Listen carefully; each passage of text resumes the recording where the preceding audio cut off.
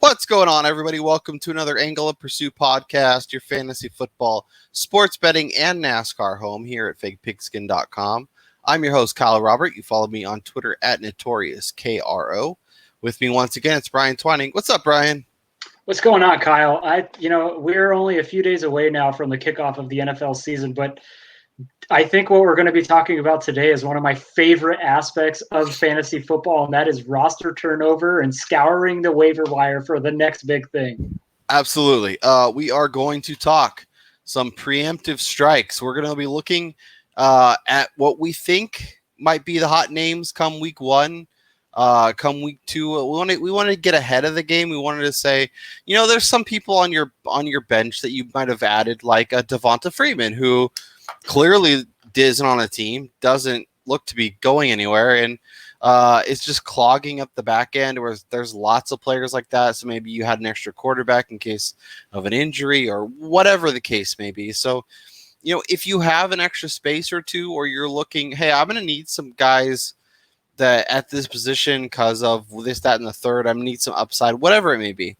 So Brian and I each have three names that we want to kind of say, if you're looking for a name to add to the back of your lineup, to the back of your roster, these make a lot of sense.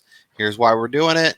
And you can kind of be the judge on who makes the most sense for your roster. So Brian, let's not waste any more time. Let's jump right in. Obviously, we got games on Thursday. We want to get the ball rolling. And for anybody that's wondering what our schedule may look like for this season, we will be here recording every Monday night, getting it to you as early as Tuesday for the waiver wire preview, and then we will be here Thursdays breaking down kind of the weekend slate, giving you our best bets, giving you maybe DFS plays, a whole slew of things. Obviously, jumping on and talking any major news or any other things that need to be addressed in the process. And then every Sunday morning for an hour, we will be here live on YouTube, taking your questions, giving our NFL picks for the weekend, all that good stuff. So make sure you come hang out on Sunday mornings. Let us help you set your lineups. We will be here from 11 to 12 every single Sunday morning. Brian, let's specify that 11 to 12 Eastern. Correct. Yes. No, we won't be here in the middle of the game telling you who's scoring. No, 11 to 12 Eastern time, so 8 to 9 West Coast time. So let's jump into it, and I want to start with Darrell Williams, 24% owned on Yahoo right now. I know, and honestly, like, this is nothing against Clyde Edwards-Helaire. We all expect great things from a super talented kid that's going to be in a great offense, that is going to have a ton of opportunity. But the Chiefs made it clear that Darrell Williams is the backup. DeAndre Washington is no longer there. Damian Williams is obviously sitting the season out. So in a dynamic, up-tempo, high-performance offense that is going to be scoring a lot, that we've already seen Williams have opportunities. He's obviously a versatile back that can be involved in the passing game and the running game.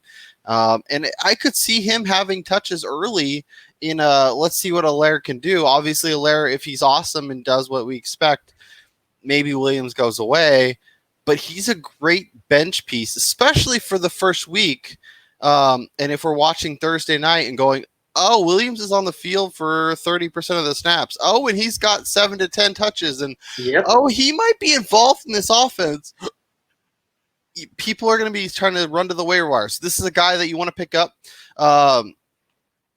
Had 3 games last year. This is in half PPR. 3 games of double-digit fantasy points. Had 4 above 8 point in half PPR. This is a guy that can find the end zone. Had a 2-touchdown game against Detroit. 3 catches, 5 catches, 2 catches. Like he's involved in the passing game, involved in the running game. Knows the offense. So if there's a little bit of questions about, Edwards-Helaire isn't picking up the pass blocks kind of like we expected to, and Patrick Mahomes just got crushed, there could be a quick flip of the switch, and rookies sometimes have issues with that kind of stuff. So I'm not saying I expect him to be like, an RB1 or anything, but I think he's absolutely worth a stash. I think you want to see what's going to happen. And if you have room on the back of your bench, I'm 100% adding him. Yeah, Darrell Williams is one of the guys that I've been quietly adding to the majority of my rosters, last week, just with the known fact that they really don't have anything behind Clyde Edwards-Helaire other than DeAndre Washington, who he was never anything over in Oakland. So what made people think that guy was going to be the second in line there? And then the fact that we saw Darrell Williams have, multiple touchdown games last season. Reports out of camp are that he's the best pass blocker of the group.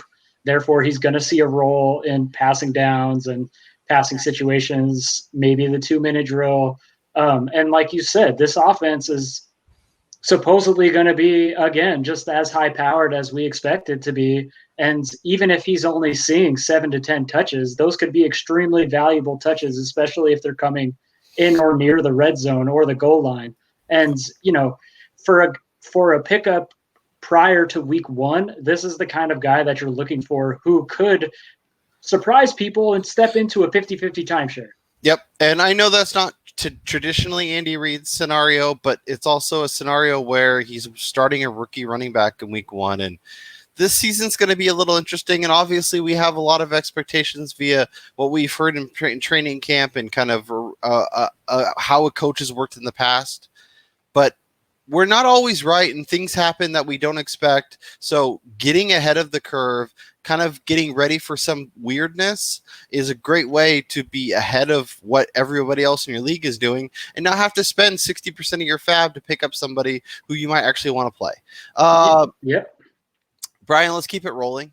Let's talk about the first name on your list. Talk to me about Mr. Preston Williams, who's owned in only 40% of Yahoo leagues. This is another guy who I'm dumbfounded as to why he's available in 60% of Yahoo leagues. This guy was right up there with Devontae Parker in terms of who was going to be the lead wide receiver. And there was talk last year prior to Parker's breakout that it was actually Preston Williams who was becoming the favorite target of Ryan Fitzpatrick. I can tell you exactly why.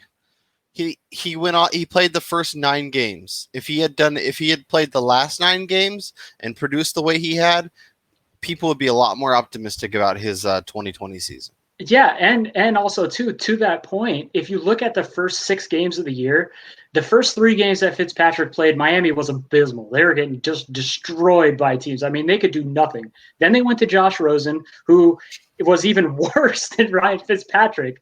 And then over the last 11 games of the year, Ryan Fitzpatrick didn't throw any less than 33 passes a game. He was actually averaging close to 40 attempts per game. This was when Devontae Parker took off because he is a high ball receiver. We saw Preston Williams, which is the reason why he exploded on the scene, was because of his size. Dude is 6'5", 210, 215. He just physically dominates corners. And he's going to be in an offense that, again, as much as I like their defense and kind of the direction in which they're going under Brian Flores, they're probably more than likely going to be losing in games, which means they're going to have to throw the ball still. And there's nobody else out there. It's Preston Williams, Devontae Parker, and then a bunch of dudes that shouldn't really be on teams playing wide receiver other than special teams because Allen Hurns and Albert Wilson both opted out. And then it's Jakeem Grant and the newly acquired Lynn Bowden Jr. behind him. Yeah.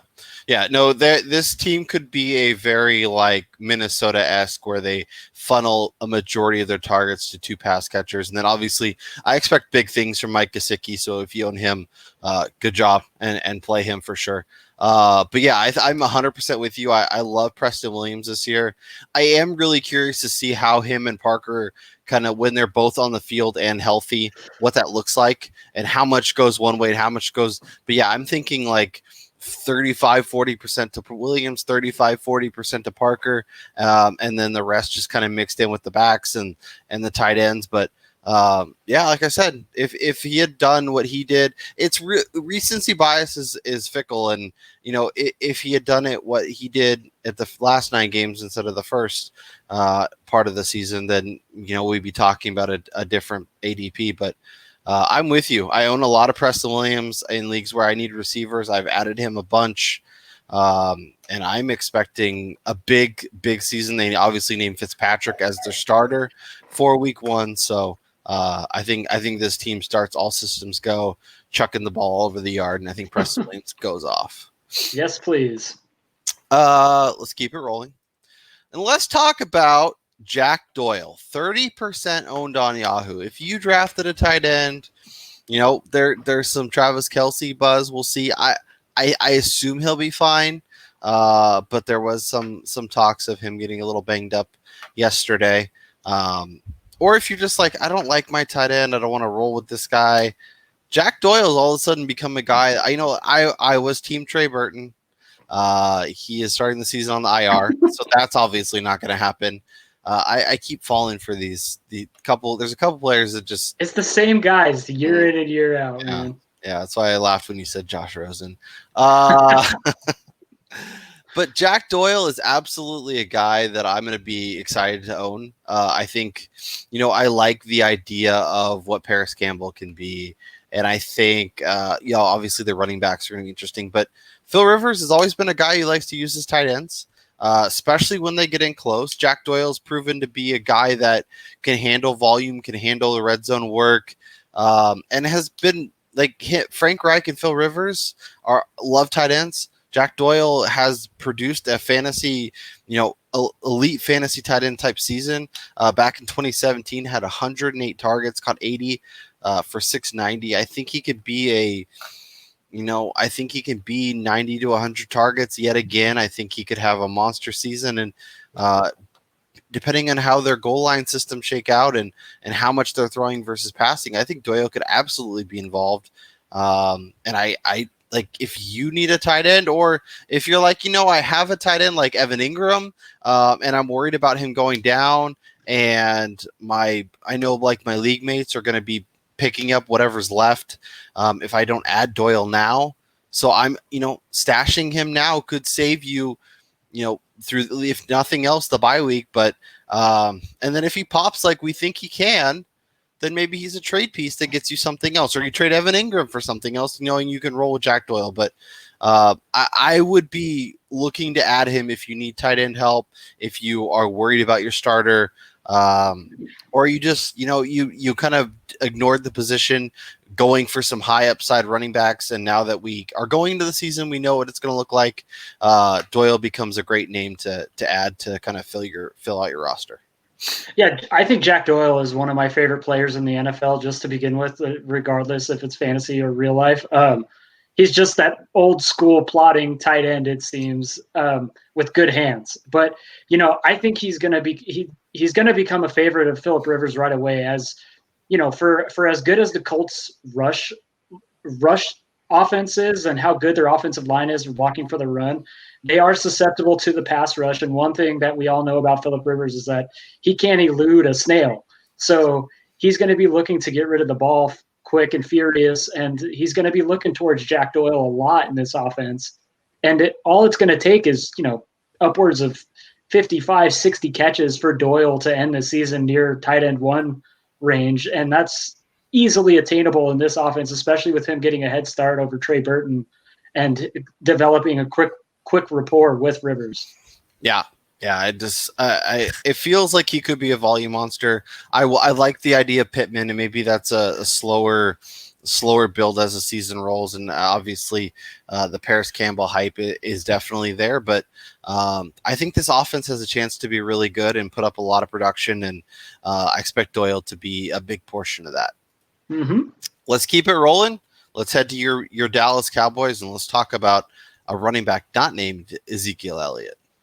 Yeah, this one right here is one of these prognostication pickups, and it is kind of surprising that he's only owned in around 44% of leagues right now. But as far as handcuffs go, is there anybody more valuable than Tony Pollard other than possibly Alexander Madison or Kareem Hunt? Yeah, and I think for me, he is the definition of a true handcuff in terms of if I think in like Cleveland, I think we see some sort of timeshare with Chubb and Hunt, and maybe that kind of goes back and forth depending on the game. Obviously, Madison's right there too. But yeah, I think these two guys in terms of, the starter's out, they step in, they get that 70 to 80% of the volume, and they're tremendous fantasy assets. Pollard is absolutely that guy, and I would like to own him anywhere I can. Yeah, I mean, and the dude, he's shown out before, even with Zeke on the field. He actually had 200-yard rushing games last year. On one game was on 13 carries, the other on 12. So he has that breakaway ability, something that Zeke hasn't really shown the ability to do. And I do actually think in this new offense with Mike McCarthy that Pollard actually shows a little bit of standalone value in certain game flows. And, he's going to be somebody that, over the next couple of weeks, if they're using him and he's getting 7 to 8 touches a game, you're going to want to have him before he pops, because he is going to be one of the hottest waiver ads quick if that is to happen, especially if you're in a situation where you drafted wide receiver heavy, and you need guys that you can just play, like especially in full PPR. Like I could see him getting a handful of targets, maybe gets a couple carries, maybe finds the end zone. All of a sudden he's having a great day. So I'm 100% the short-term upside with a long-term really big gain, and definitely a player that I will be looking to add in leagues where he's still available. My third and final guy is Curtis Samuel, and I have two names that I'm going to kind of cheat because I'm the host and that's what I do. So if you need someone you can play week 1 or early in the season, I love Curtis Samuel. I think he's a guy that has gone overlooked going into drafts, and it seems like as the season's kind of approached, he's gotten a little more attention. His ownership numbers have gone up a little bit. But this guy starts at home versus the Raiders. Then they travel to Tampa, take on the Bucs. Then they face the Chargers, and then they come home for the Cardinals. Those are 4 games where he could absolutely be productive. I expect him to be a big part of this offense and involved, especially if you're in any sort of half or full PPR. I think he gets a ton of targets, ton of volume. We saw what his touchdowns can be even last year. I think Teddy Bridgewater makes a big upgrade for this offense, and yes, even with DJ Moore and Christian McCaffrey getting the bulk of the work, I still think there's room for him and Ian Thomas to be productive fantasy assets. And I think, especially with this defense, they're going to have to throw. It's going to be ugly, and they're going to have to do it. If you don't need anyone to start, say, the first month or so, Jalen Reagor's numbers, ownership percentage, is just dwindling at a rapid. I don't understand how the hell he's not rostered in 100% because he's hurt, leagues. Brian, and if he's hurt week 1, he can't play the rest of the season. Let's drop apparently not. So if you could afford to be patient, Jalen Reagor is absolutely somebody I'm adding. I have high expectations for him, not only long term but this season. And hold him for a couple weeks. If you see, okay, he's not going to come back, or it's slower than we expected, drop him for that hot waiver wire ad. But I think he's going to be a guy that, especially over the back half of the season, is going to be a huge part of fantasy championship, fantasy playoff teams, and a guy Carson Wentz relies on, because as much as I love Ertz and Goddard, that's all in terms of pass catchers, and then obviously Miles Sanders. But Alshon Jeffrey isn't going to do anything. I don't know if he's he won't even be healthy for the entire season. I think that's the most important thing when it comes to Jalen Reagor, is the fact that he's a rookie, yes, but his skill set is that of a good route runner who's going to be able to get open for Carson Wentz. And the other two guys that Wentz is going to have on the outside, and Alshon Jeffrey and Deshaun Jackson, neither of them have proven to be able to stay healthy for even 2/3 of a season, let alone an entire year. So I think Reagor is going to step into a pretty massive workload immediately once he starts seeing the field for a team that is probably going to be throwing the ball a lot also. I mean, Carson Wentz is still one of the best quarterbacks in the NFL as when it comes to creating and stuff. So I just don't understand how people are so undervaluing what Reagor brings to that offense. He's a rookie and he's hurt, so obviously he can't make an impact in year one. All right, Brian, hit me with your third and final name. Another guy that I would love to talk about. So I'm going to go back to Indianapolis, and it's pretty much for the same reason why we were talking about Jack Doyle. And my last and final guy is Nyheim Hines.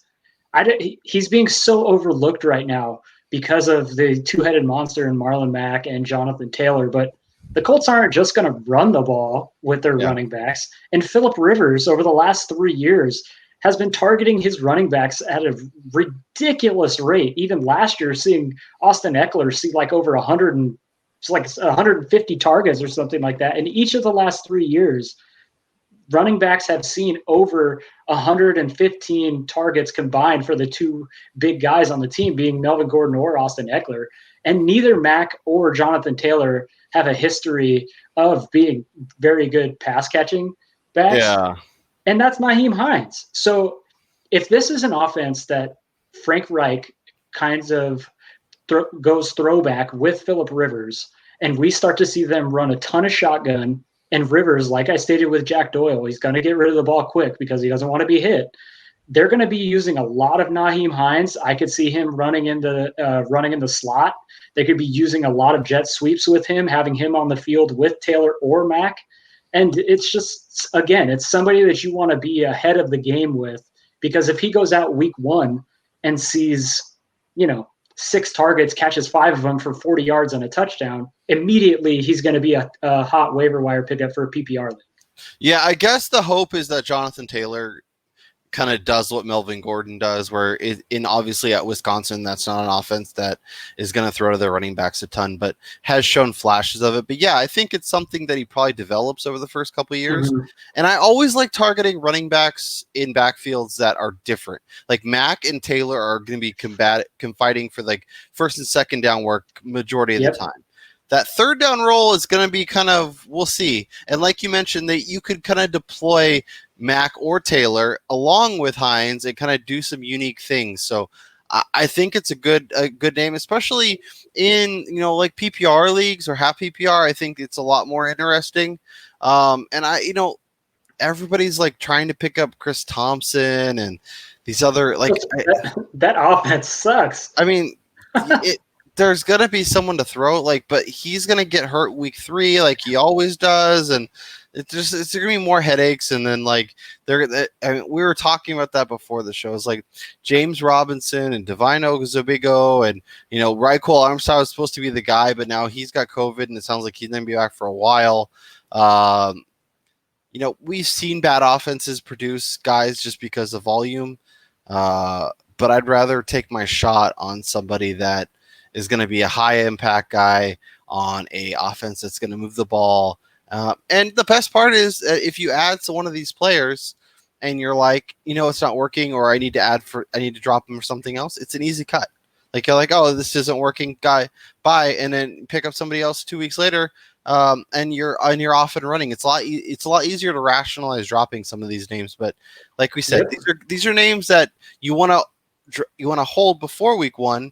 Because if they pop, boom, then you're ahead of the waiver wire. Where if they don't pop, where if they pop when they're not on your roster, then you're paying a big fab chunk. So, and also too, the majority of your bench should be it should be a turnstile on that back end, because guys just sitting there who can't crack your roster, they're meaningless to you. So you're looking for somebody who has a great matchup, or somebody who does have that value if there were an injury, or if you were to step into just more playing time. And that's what these guys all offer. Yep, 100%. All right, Brian, this was fun. Good to get in, get out, talk some players. As I mentioned, we will be back on Friday to kind of help look for the weekend, look for some best bets, look for some players that maybe you should target in DFS. And then we'll be back next Monday to preview or to recap a whole week 1 and talk some names that you need to add on the waiver wire. Football is here. I didn't think it would be coming, and then it was here. So for Brian Twining, I'm Kyle Robert, and we'll talk to you guys next time.